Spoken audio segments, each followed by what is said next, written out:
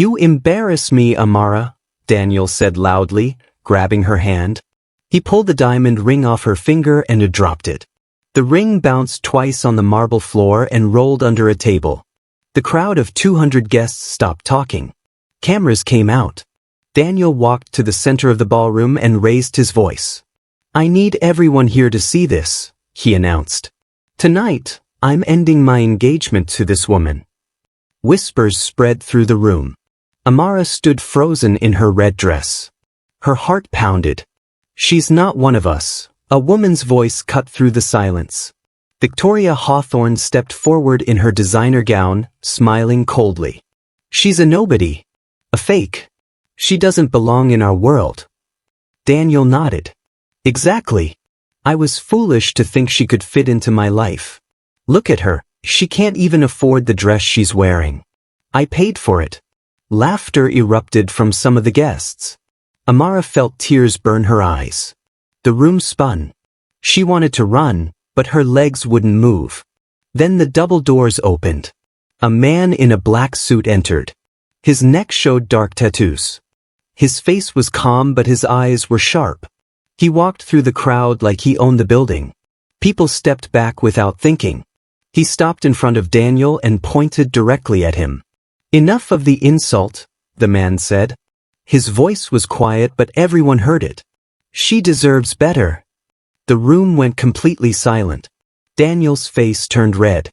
"Who do you think you are?" The man smiled slightly. "Kwon Jae-hyun, CEO of Helix Capital Group." He paused and looked around the room. "And the person who owns every single loan your company depends on." Daniel's eyes went wide. Jae-hyun turned to Amara and held out his hand. "Let's go. You don't need to stay here anymore." Amara stared at Jae-hyun's outstretched hand. Her mind couldn't process what was happening. This stranger was defending her. This powerful CEO knew exactly who Daniel was. "Don't touch her," Daniel snapped, stepping between them. "This is a private matter." Jae-hyun didn't move. "You made it public when you humiliated her in front of 200 witnesses." His voice stayed calm. "Now deal with the consequences." Victoria rushed to Daniel's side. "You can't just walk in here and—" "I can," Jae-hyun interrupted. "I own the building. I own the company managing your trust fund, Ms. Hawthorne. And I own 73% of Daniel's business debt." He looked directly at Daniel. "Which means I own you." The color drained from Daniel's face. "You're lying," Victoria said, but her voice shook. Jae-hyun pulled out his phone and held it up. "Your CFO's name is Robert Chin. He's been trying to reach you for the past hour. You have 90 days until your loans mature. I'm calling them in tomorrow morning." Daniel grabbed for the phone. Security guards appeared from nowhere and blocked him. Amara's legs finally started working. She took a small step back, then another. The crowd parted around her like water. Jae-hyun turned to her again. His expression softened. "You don't have to stay here. Come with me." Amara's voice came out as a whisper. "I don't know you." "You don't know him either," Jae-hyun said, nodding toward Daniel. "Not really. Or he wouldn't have done this to you." Tears spilled down Amara's cheeks. She looked at Daniel one last time. He wasn't even looking at her anymore. He was arguing with someone on his phone, panic all over his face. She took Jae-hyun's hand. His fingers closed gently around hers. They were warm and steady. As they walked toward the exit, Amara's heel caught on her dress. She stumbled. Before she could fall, Jae-hyun caught her. In one smooth motion, he lifted her into his arms, one arm under her knees, the other supporting her back. "I can walk," Amara protested weakly. "I know," Jae-hyun said, "but you shouldn't have to. Not after what they did." He carried her through the ballroom doors. Behind them, chaos erupted. Voices shouted. Cameras flashed. Victoria screamed something about lawyers. But Amara didn't hear any of it. She was too focused on the steady rhythm of Jae-hyun's heartbeat as he carried her away from the worst night of her life. Outside, a black car waited. The driver opened the door without being asked. Jae-hyun set Amara gently in the back seat, then slid in beside her. As the car pulled away from the hotel, Amara looked back one time. She could see Daniel through the glass doors, surrounded by angry investors. Then the car turned the corner, and he disappeared. The car glided through the city streets. Amara sat rigid against the leather seat, her hands twisted in her lap. She could still feel the weight of 100 stares on her skin. Jae-hyun sat beside her, looking out the window. He gave her space to breathe. After several minutes, Amara found her voice. "Why did you help me?" "Because what they did was wrong," Jae-hyun said simply. "But you don't know me." "I know enough." He turned to face her. "I've been tracking Daniel's company for 6 months. When someone owes you that much money, you learn everything about them." His jaw tightened. "I knew what kind of man he was. I didn't know he'd be cruel enough to destroy you in public." Amara looked down at her hands. "The ring is gone. For years, just gone. 4 years you'll never waste again," Jae-hyun said. His phone buzzed. He glanced at the screen and his expression hardened. "Excuse me." He answered in Korean, his voice sharp and commanding. Amara didn't understand the words, but she understood the tone. He was giving orders. When he hung up, he looked at Amara. "I meant what I said back there. I'm calling in Daniel's loans tomorrow at 9 a.m. By noon, his company will be in default. By end of day, he'll be facing bankruptcy." Amara's eyes widened. "That fast? That fast?" Jae-hyun's voice was cold. He built his empire on borrowed money and borrowed time. Now the bill is due. Victoria too? Her trust fund is managed by one of my subsidiary firms. I've already sent the termination notice. She'll find out in the morning. He paused. "They humiliated you. They don't get to walk away without consequences." The car pulled up to a tall glass building. The driver opened the door. "Where are we?" Amara asked. "My office," Jae-hyun said. "You need somewhere safe tonight. Somewhere they can't find you. The press will be hunting for you within the hour." Amara hadn't thought of that. Her stomach dropped. The photos. Everyone was recording. "Yes." Jae-hyun stepped out and offered his hand again. "Which is why you're staying here. My building has security. No one gets past the lobby without clearance." Amara took his hand and stepped onto the sidewalk. The building stretched up into the night sky, all glass and steel and power. "I can't afford." "You're not paying," Jae-hyun said firmly. "You're my guest. Come." He led her through the lobby. The security guards nodded respectfully. One called the private elevator. As they rode up in silence, Amara caught their reflection in the polished doors. Her red dress was stained with frosting from where she'd knelt by the cake. Her makeup was smeared. She looked broken. Jae-hyun, beside her, looked like he owned the world. "Why are you really doing this?" Amara whispered. The elevator doors opened to a penthouse suite. Jae-hyun looked at her with an expression she couldn't quite read. "Because everyone deserves someone in their corner," he said quietly. "And tonight I'm in yours." The penthouse was nothing like Amara expected. She thought it would be cold and modern, all glass and metal. Instead, it felt warm. Soft lighting. Comfortable furniture. Books on shelves. The telescope by the window. "The guest room is through there," Jae-hyun said, pointing to a hallway. "There's clothes in the closet. Different sizes. Take whatever fits." Amara blinked. "You keep women's clothes here?"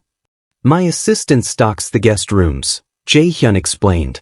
"I have business partners who travel with family. Sometimes their wives or daughters need something." He moved toward the kitchen. "Are you hungry?" I don't know." Amara's hands were still shaking. "I can't stop thinking about their faces. Everyone laughing." Jae-hyun stopped. He turned to face her fully. "They laughed because they're cowards. It's easier to join cruelty than stop it." His voice softened. "But you didn't break. You walked out with your head up." "You carried me out," Amara said. "Only after you took my hand." That was your choice. Amara felt fresh tears coming. She blinked them back. I don't understand why you care. You could destroy Daniel without helping me. I could, Jae-hyun agreed. But that's not enough. He pulled out a chair at the kitchen counter. Sit. Please. Amara sat. Her red dress felt heavy and wrong now.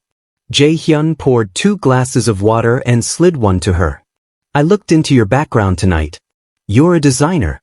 You won the Avalon Award 3 years ago for innovative textile work. Amara's eyes widened. How did you? I'm thorough. He sat across from her. Daniel made you small. He kept you away from your work, didn't he? Amara nodded slowly. He said I didn't need to work. That it looked bad for his fiancée to have a job. He was threatened by your talent. Jae-hyun's expression hardened. So here's what I'm proposing. You stay here until the media storm dies down. 2 weeks, maybe 3. During that time, I'll connect you with studios and design houses. I'll fund your portfolio. I'll open the doors Daniel closed. Why? Amara whispered. What do you get out of this? Jae-hyun was quiet for a long moment. Satisfaction, he finally said. Knowing that someone like you gets the life you deserve instead of the prison he built. I can't pay you back. I'm not asking you to. He stood. I'm asking you to trust me. Just for a few weeks. Let me help you stand on your own feet again. Amara looked at this strange, powerful man who had swept into her worst moment and changed everything. She should be suspicious. She should be afraid. But all she felt was tired.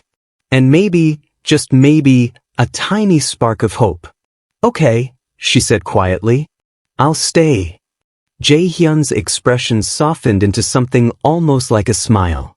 Good. Now go change. That dress has been through enough tonight. Morning light filled the penthouse. Amara woke in soft sheets that smelled like lavender. For 3 seconds, she forgot everything. Then it all came crashing back. She found Jae-hyun in his office, already dressed in a fresh suit. He was on the phone, speaking in calm, measured English. Execute it now, he said. All of them. He hung up and saw Amara in the doorway. Good morning. There's coffee in the kitchen. Breakfast too. What did you just do? Amara asked. I kept my promise. Jae-hyun stood and buttoned his jacket. Daniel's loans are being called. Victoria's trust fund has been frozen pending investigation. It's done. Across the city, Daniel's phone rang for the 15th time. He'd been awake all night, calling lawyers, calling investors, calling anyone who might help. No one was helping. His CFO, Robert, sat across from him looking gray.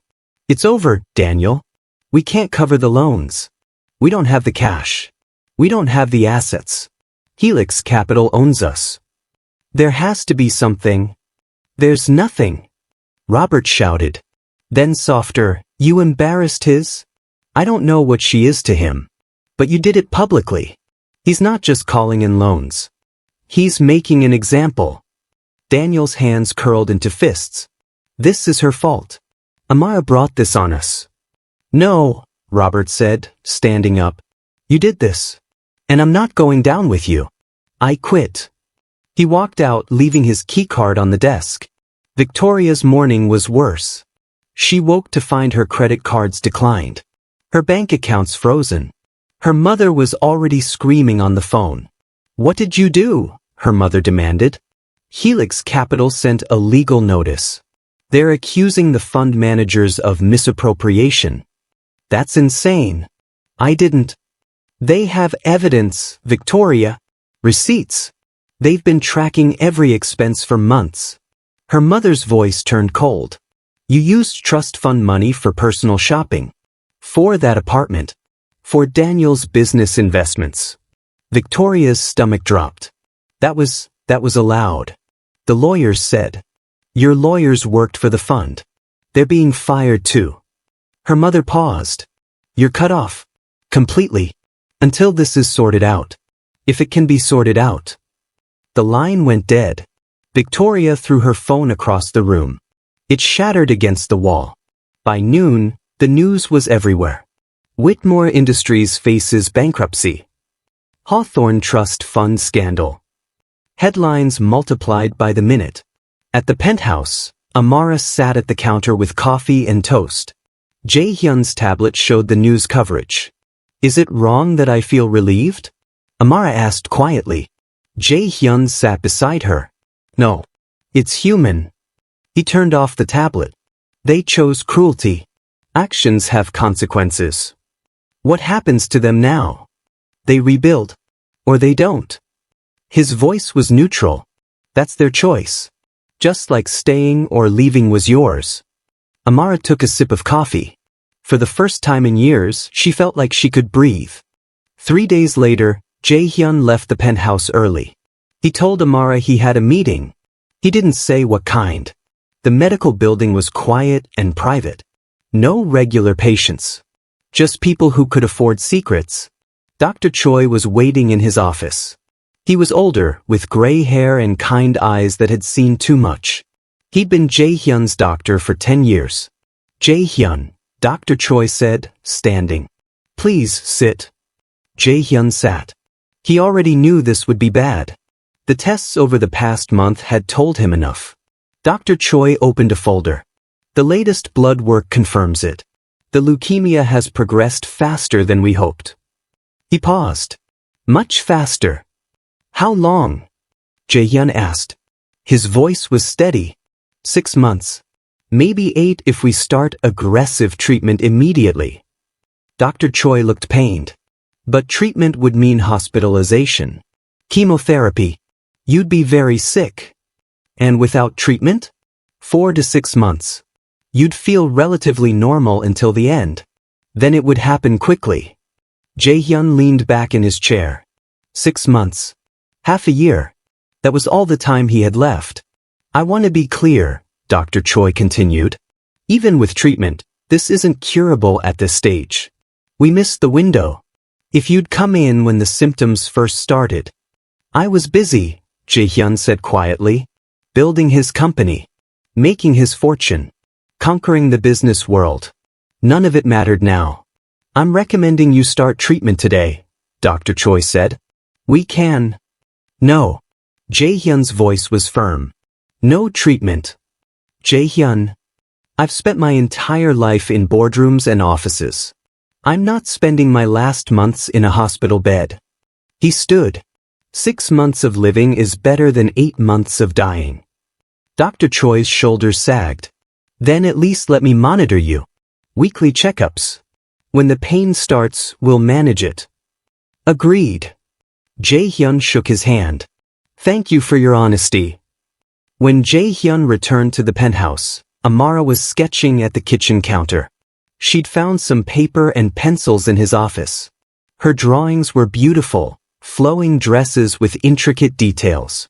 She looked up and smiled. How was your meeting? Productive, Jae-hyun said. It wasn't a lie. He'd learned exactly how much time he had. Now he knew what to do with it. He looked at Amara, focused on her work, her curly hair catching the afternoon light. She was beginning to heal. Beginning to find herself again. 6 months. He could do a lot in 6 months. Amara, he said suddenly, how would you feel about getting out of the city for a day? There's something I want to show you. She looked up, surprised. Really? Where? It's a secret. For the first time all day, Jae-hyun smiled. Do you trust me? Amara put down her pencil. Yes, she said. I think I do. The next morning, Jae-hyun led Amara to the building's underground garage. She expected to see his black sedan. Instead, he walked to a sleek motorcycle. Black and chrome, powerful and dangerous looking. You're joking, Amara said. I never joke about motorcycles. Jae-hyun handed her a helmet. Have you ever ridden one? Never. Amara took the helmet, turning it over in her hands. Daniel said motorcycles were for reckless people. Daniel was boring. Jae-hyun swung his leg over the bike and started the engine. It roared to life. Get on. Amara hesitated for only a moment. Then she climbed on behind him, her arms wrapping around his waist. "Hold tight," Jae-hyun said. They shot out of the garage into the morning light. The city blurred past them. Wind whipped at Amara's clothes. Her heart pounded, not from fear, but from something she couldn't name. Freedom, maybe. They rode for an hour, leaving the city behind. Buildings gave way to trees. Highways became winding roads. Finally, Jae-hyun pulled off onto a scenic overlook. Below them, a valley stretched out green and endless. Mountains rose in the distance. Amara climbed off the bike, pulling off her helmet. Her hair was wild. Her cheeks were flushed. She was laughing. "That was insane," she said. "That was living," Jae-hyun corrected. He leaned against the bike, watching her. "When's the last time you did something just because you wanted to?" Amara's smile faded. She thought back. "I don't remember." "Then we need to fix that." Jae-hyun pulled out his phone and opened a note. "Make a list. Everything you've wanted to do but never had the chance. Everything Daniel said no to. Everything you were too scared to try." "A bucket list? Call it whatever you want. Just make it." Amara looked out at the valley. "I want to paint again. Not design, actually paint. With real paint and canvas." Jae-hyun typed. "What else?" "I want to learn to cook something complicated. Like real French cooking." She paused, thinking. "I want to see the stars away from city lights. I want to dance in the rain. She stopped herself. "Keep going," Jae-hyun encouraged. "I want to feel like myself again. Like I matter." Jae-hyun looked up from his phone. His expression was intense. "You do matter. Starting now, we prove it." "Why are you doing this?" Amara asked. "The penthouse, destroying Daniel, now this. What do you get from helping me?" Jae-hyun was quiet for a moment. "Maybe I'm helping myself too," he said finally. "Maybe we both need to remember how to live." Amara didn't understand what he meant, but something in his voice made her chest ache. "So where do we start?" she asked. Jae-hyun smiled. "There's an art supply store 30 minutes from here. And tonight, I know a place where the stars are so bright you can see the Milky Way." He held out his hand. Amara took it. The art supply store smelled like oil paint and possibility. Amara ran her fingers over canvas, brushes, tubes of color she hadn't touched in years. "Get everything," Jae-hyun said. "Don't hold back." She did. Easels, paints, sketchbooks, charcoal. By the time they left, the motorcycle couldn't carry it all. Jae-hyun had it delivered to the penthouse. That evening, they drove to a hilltop far from the city. Jae-hyun spread a blanket on the grass. Above them, the sky exploded with stars. "I forgot how many there are," Amara whispered. "Most people never look up," Jae-hyun said. He pointed. "That's Cassiopeia. And there, that's the Andromeda Galaxy. You're seeing light that's 2.5 million years old." Amara lay back on the blanket. "It makes everything else seem small, doesn't it? Daniel, Victoria, all of it." "That's the point." Jae-hyun lay beside her, their shoulders almost touching. "Your problems are real. But they're not the whole universe." They stayed until midnight, naming constellations and making up stories about the stars. 3 days later, Jae-hyun hired a chef to teach them French cooking. The kitchen became a battlefield of flour and butter. No, the chef said, watching Amara knead dough. "More gentle. Like this." He demonstrated. Amara tried again. The dough tore. "It's hopeless," she laughed. "I'm terrible at this." "You're learning," Jae-hyun said. His own dough looked perfect, of course. That's different from terrible. By the end of the night, they'd made croissants. Burnt on the bottom, slightly lopsided, but theirs. They ate them at 2 a.m. with butter and jam, sitting on the kitchen floor like children. "These are the best croissants I've ever had," Amara declared. "You're a terrible liar," Jae-hyun said, but he was smiling. The painting came naturally. Amara set up her easel by the penthouse windows and painted the city at sunset. then at night, then in the rain. Jae-hyun would work in his office and emerge to find her covered in paint, lost in color. "What are you painting?" he asked one evening. "Freedom," Amara said simply.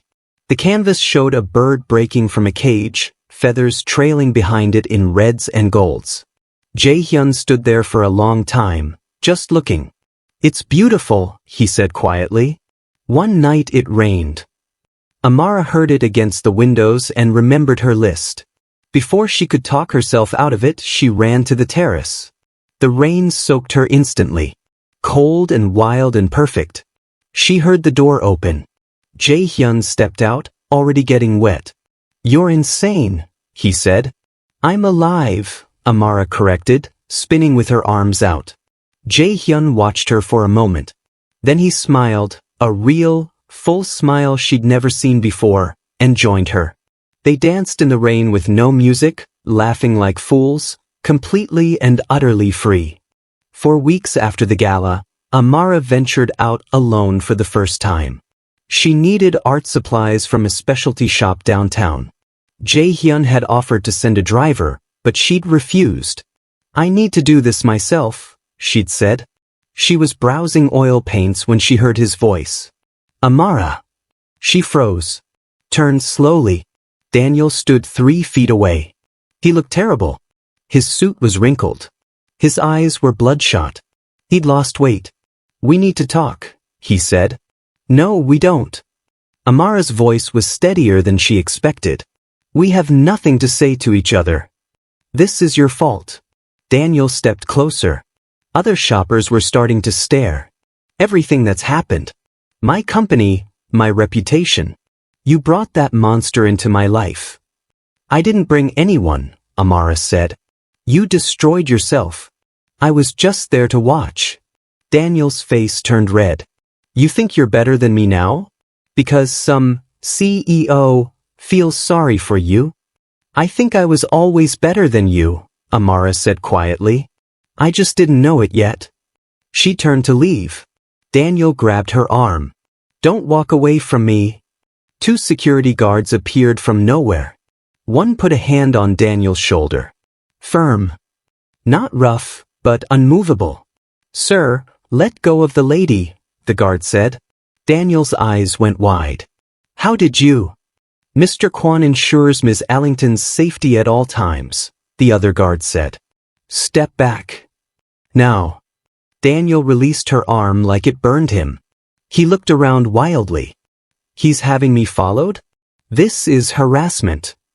"No," Amara said, rubbing her arm where he'd grabbed her. "Harassment is what you just did. This is protection." The first guard spoke into his earpiece. "Subject located. Situation contained." "You've changed," Daniel spat.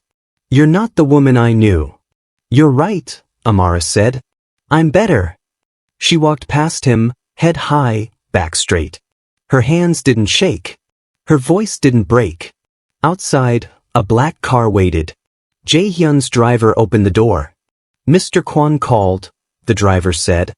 "He wanted to make sure you were safe." Amara slid into the car. Through the shop window, she could see Daniel arguing with the security guards. He looked small, desperate, powerless.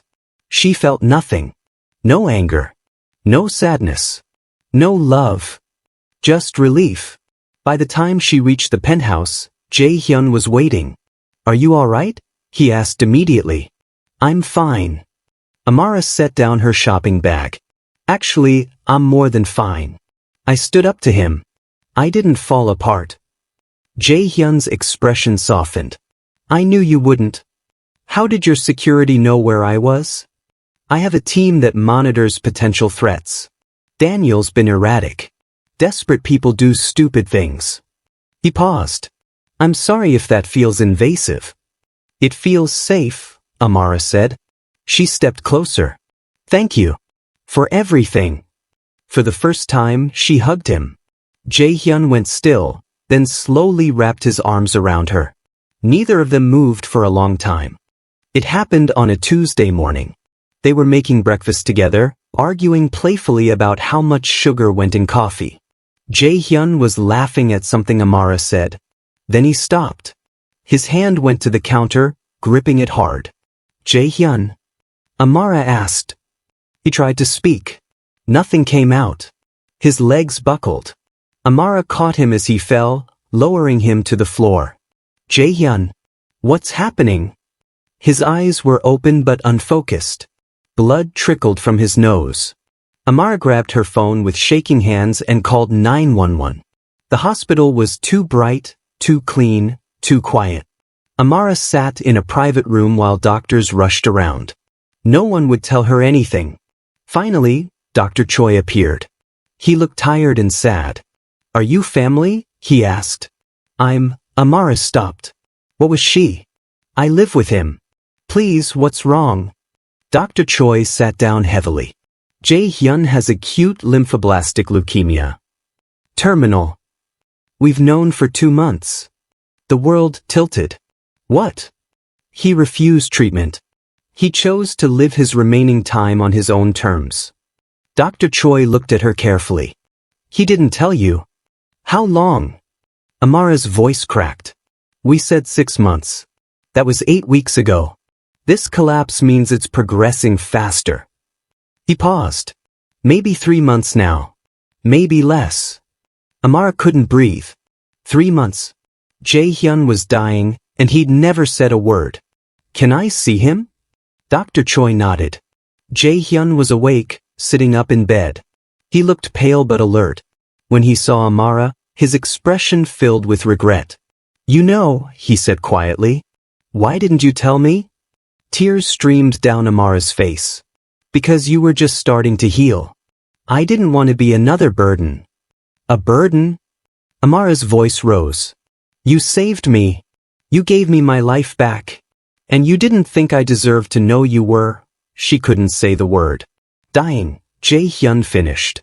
Yes. I'm dying. Amara sat on the edge of his bed. All of it. The bucket list, the adventures, teaching me to live again. You were doing it for yourself too. Yes. How much time? Dr. Choi says 3 months. Maybe 2. Amara took his hand. It was warm, alive, real. Then we don't waste it. Amara. Marry me, she said suddenly. Jae-hyun's eyes widened. What? Marry me. Not in a big ceremony. At the courthouse. Tomorrow. Her grip tightened. You gave me everything. Let me give you this. Let me be yours for whatever time we have. You'll be a widow in 3 months. Then I'll be a widow who loved someone extraordinary. Amara's voice was fierce. You said everyone deserves someone in their corner. You're in mine. Now let me be in yours. Jae-hyun looked at her for a long moment. Then he smiled, sad and beautiful and true. Yes, he whispered. Yes. They married the next day at the courthouse. Amara wore a simple white dress. Jae-hyun wore his black suit, looking strong despite what was happening inside him. Dr. Choi was their witness. He cried during the vows. I promise to love you, Amara said, her voice steady, for every moment we have. I promise to make every moment count, Jae-hyun replied. They had 2 months together as husband and wife. Good months. They painted together on the terrace. They cooked elaborate meals they barely ate. They stayed up late talking about everything and nothing. Jae-hyun taught her how to run his business. It's yours now, he said. All of it.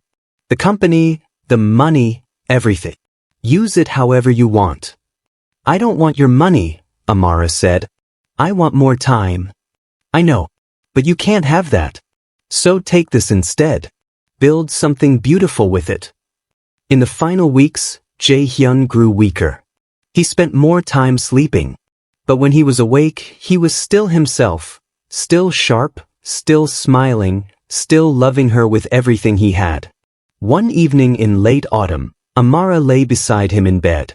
Rain pattered against the windows. Do you remember dancing in the rain? Jae-hyun asked softly. I remember everything, Amara whispered. Good. Don't forget. Promise me you won't forget how to live. I promise. Jaehyun took her hand and kissed it gently. Thank you for choosing me. For staying. Thank you for seeing me. For saving me. We saved each other, he said. He fell asleep holding her hand. Sometime before dawn, his breathing simply stopped. Peaceful. Quiet. Gone. Amara held him and cried until the sun came up. 6 weeks later, Amara stood in a doctor's office, staring at a sonogram. You're about 8 weeks along, the doctor said. Congratulations. Amara touched her stomach. A piece of Jaehyun still lived. Still grew. Still fought to exist. She named him Jae-min. Continuation of wisdom, the name meant. When he was born 7 months later, he had his father's dark hair and his mother's curly texture. His eyes were bright and curious. His grip was strong. Amara held him in the same penthouse where she'd first found safety. Where she'd learned to live again.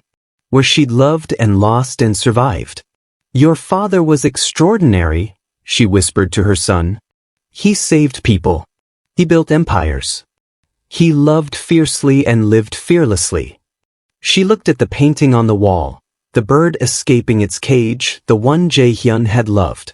And he taught me that endings aren't always endings. Sometimes they're beginnings. Outside, the sun set over the city. Inside, Amara held her son close and felt, for the first time since Jaehyun's death, something like peace. She would raise this child. She would run the company. She would paint and create and live. Because Jaehyun had shown her how. And that legacy would never die.